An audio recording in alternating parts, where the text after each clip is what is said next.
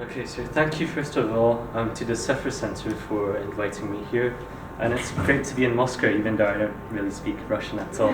So I'm glad to be able to present here in English. So I will be talking about minorities diplomacy. And because I'm from France and we like to use a lot of definitions, I just want to give a quick definition of what is minorities diplomacy. I intend it to be an extension of Jewish diplomacy, which I suppose we're mostly familiar with. But minorities diplomacy extends beyond this and includes other minorities as well. But in this case, I'll be using the example of the Jews as a national minority to investigate the Treaty of Versailles, the Minorities Treaty, not the treaty with Germany, but the second Little Versailles, we'll call it, and the Treaty of Riga, which I'll delve into with a bit less detail than Versailles. So, minorities diplomacy or Jewish diplomacy begins with activism in the 19th century.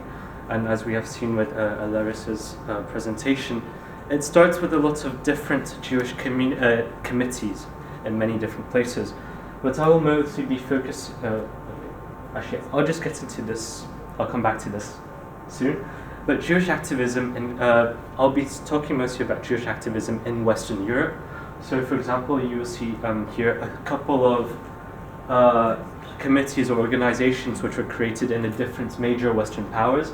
So the first one, the Alliance Israélite Universelle in France, the Israelitische Allianz Wien in Austria, the Conjoint Foreign Committee, which later on becomes a Joint Foreign Committee in 1917 in the UK, and the Hilfsverein der Deutschen Juden in Germany. But going back to minorities diplomacy, what is it? So a long-winded definition would be that it is a form of diplomatic activity carried out on behalf of minorities where the actors involved include governments, international organizations, and organizations or individuals involved in charity and philanthropic work on the international, national, and transnational levels. On the one hand, it can be carried out by the minorities with a view to helping themselves, or it can be carried out for the minorities by other parties with a view to helping the minorities in question. So if it is by the minorities, it can be fellow nationals, or it can be co-religionists in other countries. So going on to the war period, which we've already covered in great detail in the previous presentation, I'll just quickly go over this. To go into the myth of Jewish world power. We're all familiar with the Protocols of the Elders of Zion, which was a forgery created by the Ochrana. But it led to an exaggerated idea in Western Europe, in many countries, even in the top levels of government, such as in the Foreign Office in the UK, that the Jewish corporate power was worthy of respect and admiration, and even fear. There was a particular emphasis placed on the financial power of American Jews, especially prior to 1917 and the American entry into the war. That is why there were lots of different committees which were created, such as by the Quai d'Orsay, the French Ministry of Foreign Affairs, the Comité Français d'Information et d'Action auprès des Juifs des pays neutres, so to spread propaganda in neutral countries, appealing to the Jews for their aid in the fight against their enemies, in this case against Germany. But all of these myths were either wildly exaggerated or false. But it is interesting to note that the Jewish organizations in Western Europe did not try to denounce these myths, because they found it useful as a bargaining tool with the ministries of foreign affairs to exaggerate their influence in the world, so that they would have a greater say and greater influence with the Ministry of Foreign Affairs. This, in part, led to the Balfour Declaration in 1917, which was mostly the work of the Zionists in the UK, and also led in Russia to the gain of many concessions from the liberal Russian government after the February Revolution. But not all myths are positive for the Jews, because as we know, there's also the myth of Judeo-Bolshevism, which had a very negative influence on Jews everywhere, especially in Russia. So this myth, on the contrary, harms Jewish interests and influence, and the Jews in Western Europe would do their best to denounce this myth, contrary to the previous one. So moving on to the Paris Peace Conference, which I investigated in greater detail. The Paris Peace Conference is the greatest or the biggest diplomatic gathering of the century, the previous one being the Congress of Vienna in 1814-1815. There were of course other congresses in between, such as the Congress of Berlin in 1878, which was important for the Jews as well, especially the ones in Romania. But in Paris, the way you could have your voice be heard was to send delegations to the conference. So there were many delegations which were present, official delegations from all of the belligerent powers, from the Allied and associated powers, also from the new states which were created after the fall of the empires in Central and Eastern Europe, such as Poland, Czechoslovakia, Romania, etc. But there are also many unofficial delegations sent by parties such as the Vatican, the Holy See, or the Ukrainians, and in the case which we will study, the Jews. So one thing to note is that there were many Jewish delegations, not only one, because there were many Jewish delegations which came from many different countries. So a quick look at these Jewish delegations. Through a timeline, the first Jewish delegations arrived in December 1918. The conference starts, of course, in January and lasts until June when the Treaty of Versailles is signed. But then there's also the Conference of Ambassadors, which lasts to much later. But the first delegations arrive in December before the conference even begins. These are the French, who are already on the spot, and also the British. In January, actually, in December it was the Zionists who arrived in Paris. In January it is a joint foreign committee, which we could call, one thing to note, a side note, is that at this point in time there are many different Jewish organizations. There are on the one hand those which we could call generalizing. We could call in a general way assimilationists who are arguing that the Jews should assimilate into the country which where they dwell, or the Zionists who are arguing from a nationalist perspective. So there's a lot of conflict between these two groups, which we'll see with this timeline. So in January, the Joint Foreign Committee arrives. They are the assimilationist British Jews, and they are the party who will play the biggest role during this conference, which I'll show later on. And there's an attempt to coordinate all of the Jewish delegations together, but it fails because of ideological differences. In February, there was an actual proposal for the merger of all of the Jewish delegations into one single delegation, where they will have a much bigger say. This is rejected, of course, by the assimilationists, the French and the British, because they see this as an attempt by the Zionists to dominate the Jewish voice at the conference, and from the Zionist perspective, it is an attempt to dominate, of course, and also to increase the weight of the Jewish voice at the conference, but it doesn't work out. In March 1919, there's the arrival of the Eastern European Jews and the American and Italian Jews. One thing to note, however, is that the Jews from Eastern Europe who arrive at this point are mostly Zionists. So there is, of course, a second proposal in April to have another merger. But this, of course, fails because of ideological differences yet again. The main thing to note here, however, is that the ideological difference centers on the word of nationality. Does the Jewish nation exist, or does it not exist? Is it a national minority, or is it only a religious or ethnic minority? So these are questions that they are asking and which they are unable to resolve at this point in time. In May 1919, the Jewish question comes to center stage in the Paris Peace Conference, and there's a committee on new states which is created to deal specifically with the Jewish question and also with other minorities questions in the new states, such as Poland, mainly Poland, and it is created to try to draft an annex to the Treaty of Versailles, which will deal with minorities. But at the same time, we have to know that there were a series of pogroms which take place in Central and Eastern Europe. For example, in Kielce in November 1918, in Lemberg or Lwów in November 1918 as well, in Pinsk in April 1919, and in Częstochowa in May 1919, amongst many others. each incident would incite Jewish campaigns, news campaigns, and also petitions to the various Ministry of Foreign Affairs to protect Polish Jews against Polish atrocities.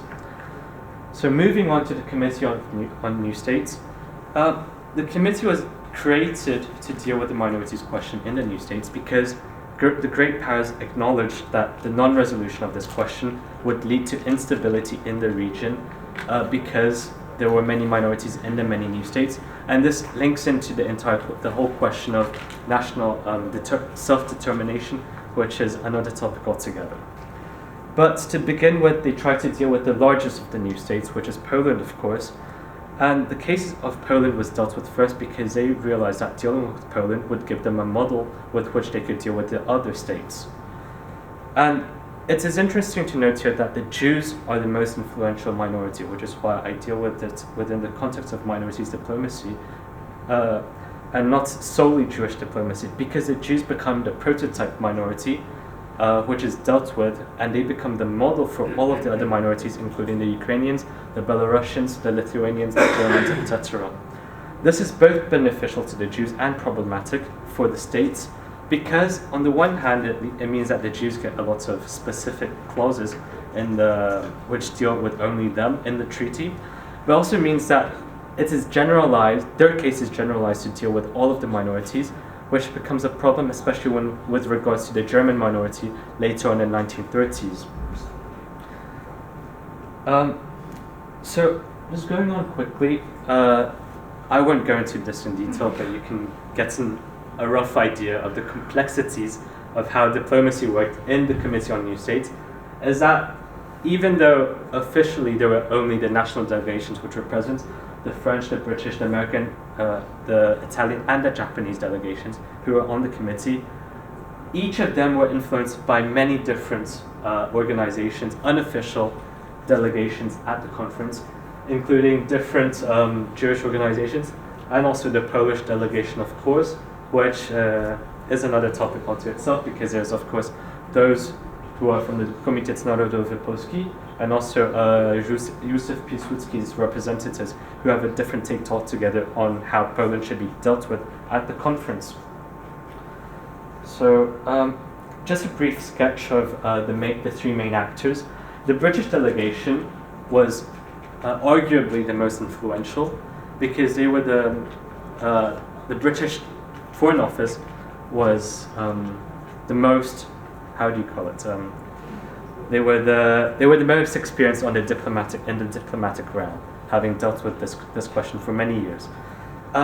What is important to note, however, is that the Joint Foreign Committee, which I mentioned earlier, maintained very close ties with the British delegation, and they were in contact throughout the entire peace conference, and they were personal friends with many of the delegates, which meant that they were able to get many of the proposals inserted into the official British proposals, which eventually came to the committee, and which were dealt with as the official British perspective. So that is why the British Jews were arguably the most influential. The American delegation, on the other hand, was influential as well. Well, less influential. It was influential in the sense that it was a big power. Wilson was very important at the conference. But the problem with the American delegation on this specific committee was that it did not. Their delegates were not diplomats. They were mostly academics and lawyers with very little diplomatic experience, which meant that mostly the British had the upper hand on them. The American Jews, on the other hand, were very influential with the delegation and with Wilson, but the lack of experience of the American delegation meant that their proposals were less likely to make it to the final treaty. The French case is complex, and here are just a few quotes about their position. It's in French, so I'll just give you a rough translation. For the first one, okay, the French French Jews have a specific history, you could say, in that they sort of rejected Zionism early on. So they are the French Jews represented by the Alliance Israélite Universelle were very much assimilationist, and this view is also expressed by the French Ministry of Foreign Affairs because of the way France envisions the nation.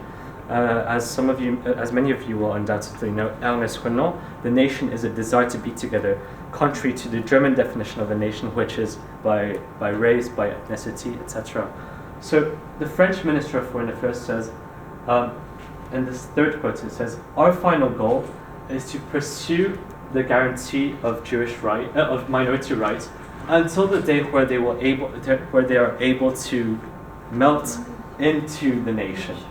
So this is assimilation. This is the French Foreign Ministry expressing their view on minorities, and this is the view which they take throughout the entire conference. But it's also important to note that the French they view themselves, or they portray themselves, as a standard bearer of all oppressed people. This is a mentality they have kept throughout a century, ever since the French Revolution and the Republican ideals, etc. And they view themselves as a paragon of liberty and equality, which is why they have this view that they should uphold minority rights. But the problem is that this contradicts with the real political goals of supporting Poland, because Poland, of course, is France's most important ally with regards to Germany. If a war breaks out again, Russia is no longer present, it's in its own mess, so Poland becomes the most important ally. So France's objective during the conference was to support a strong Poland. And here is where the views of Roman Dmowski becomes important, because he is of course an anti-Semite, and he views any compromise with the minorities as a weakening of Polish strength. So he influences the French foreign diplomacy policy in this way by saying you should not concede anything to the Jews or to any other minorities. But this contradicts with France's mentality, which leads to an entire debate within the French Foreign Ministry, which means that they're unable to do much, which is why the British have the greatest say in this committee. So back to this. So moving on to the final result, which is the treaty. Okay. I think that it is a...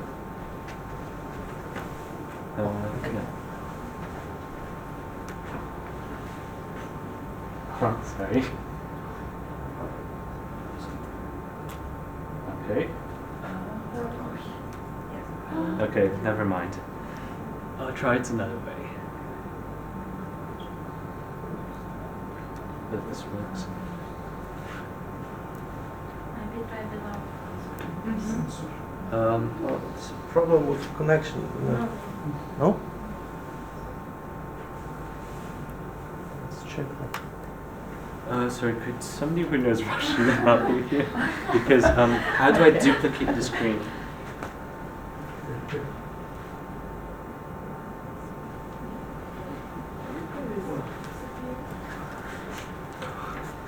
Okay, anyways, just moving on to the Treaty of Versailles. When I speak about the Treaty of Versailles, I'm talking about, there is of course the official Treaty of Versailles signed with Germany, but then the provision for the Minorities Treaty comes in Article 93, which is, so just, yeah. That's okay, yeah, just so this and then I'll scroll down. Thank you.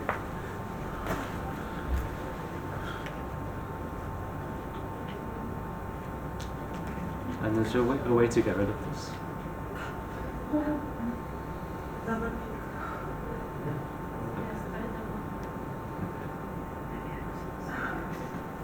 Anyways, okay, sorry about the technical problems. The Treaty of Versailles.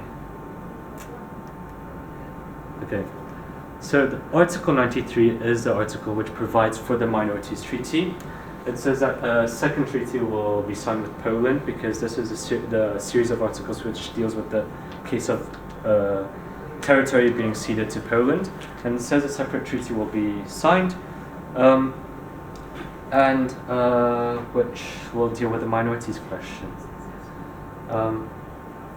What is important to note is that this is the Minorities Treaty is a compromise treaty, because there are of course many different views between the different allies, and they each say this or that. So it is a compromise treaty between the allied powers, which is sort of imposed on Poland. Okay, I'm running out of time, but there's still a lot to get through. I'll skip the Polish attitudes. Basically, Poland is against the treaty because they say it is imposed on us. We don't like it. Paderewski states it very clearly in a memorandum he sends to the great powers, to Clemenceau and the other, the Council of Four. He says, this is not good for us. You are creating a new problem for us, a new Jewish problem for us. He states in very strong terms. But then the reply of the great powers is that this is an opposition in principle to the conclusion of a special treaty, which we cannot do much about because they need to sign this treaty. Because this treaty, in the end, is a treaty which exchanges great power recognition of Polish independence for the guarantee of minority rights. So it states very clearly in the Polish title of the treaty, Traktat między głównymi mocarstwami. It's not. I think I made a mistake on that. Oh, no, not the Polish translation, but the French translation I'm talking about. Because it says it's a treaty recognizing the independence of Poland in exchange for minority rights. The English and Polish translation don't really say that. They just say it's a treaty between the Allies and Poland. But the French translation is the official translation, and it's important to know what it says. Moving on to the Treaty of Riga, I'll try to finish this quickly. I won't deal with this too much, but the Treaty of Riga is a territorial treaty which has one single article, Article 7, which deals with the case of minorities. This differentiates it from the Treaty of Versailles, where there's one entire treaty consecrated to the minorities question, whereas here there's only one article of maybe 4 paragraphs, which I've only shown 2. It is also, many historians have said in the past that it is an imposed treaty, imposed by Poland on the Soviet Union. But I would agree with the other historians who say that this is not the case. It is rather a compromise treaty signed between 2 powers who were exhausted after many years of war. So there were many compromises being made, including on Article 7. So keeping this in mind, what Article 7 provides for is the issue of reciprocity, where Poland guarantees minority rights in Poland, and Russia does the same in Russia for the Polish minorities who are still in Russian territory. This definitely made Article 7 more palatable for Poland, because in the case of the Treaty of Versailles, there was no reciprocity. Poland had to guarantee minorities' rights without Germany guaranteeing Polish rights for Polish people in Germany. So this made it much easier for Poland to agree to this article. Riga was also a classic peace treaty, as opposed to Versailles, because it was a treaty signed between 2 warring powers, dealing with issues such as financial reparations with territory. Therefore, the minorities issue was accessory and additional, we could say, to the classic peace treaty.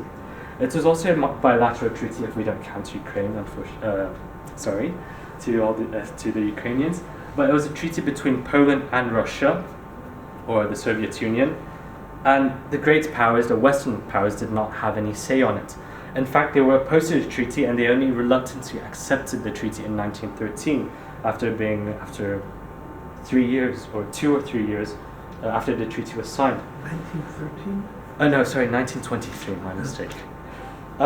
Also, with regards to minorities diplomacy, there was no representation of minorities at the peace conference, so this was strictly an issue between 2 great powers who dealt with the minorities question themselves. So this shows a difference between the 2 different treaties. And what is interesting to note as well is that even though we're at a Jewish Studies conference, the Jews are not even dealt with in the Treaty of Riga. They deal with specifically and exclusively with the Poles, the Russians, the Ukrainians, and the Belarusians. But this has a great impact on the Jews as well, because especially in the late years, in the 1930s, which I'll explain at the conclusion, which I'll arrive at very soon.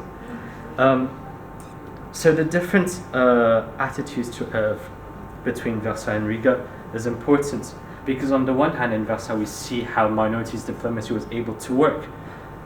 In Riga, we see how minorities diplomacy was non-existent, and how the 2 powers, Russia and Poland, dealt with the minorities question themselves. So this is a good example of the contrast between 2 different treaties dealing with the minorities question. What is important to note as well is that there's the issue of revisionism, because the Treaty of Versailles, we all know, of course, that Germany was not satisfied, so they tried continually to overturn it.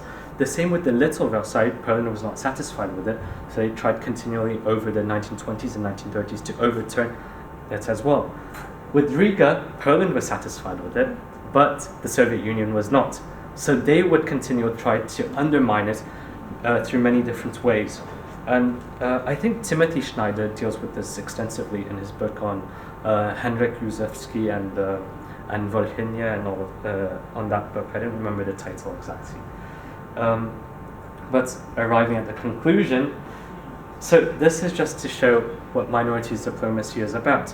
Little Versailles was a success in the sense that the British Jews were able to impose or have their views represented in a peace treaty at the Congress, at the Paris Peace Conference, but it came at the cost of antagonizing the Poles, who would continually try to undermine this treaty. The Treaty of Riga, on the other hand, had no direct influence by the minorities, but in a sense it was more successful in the long term than the Treaty of Versailles, because Poland broke with the Treaty of Versailles in 1934 when Józef Beck stated in the League of Nations that Poland would no longer cooperate with the League of Nations on the minorities question.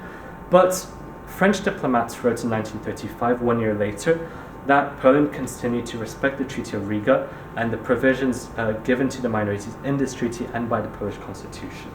Thank you very much.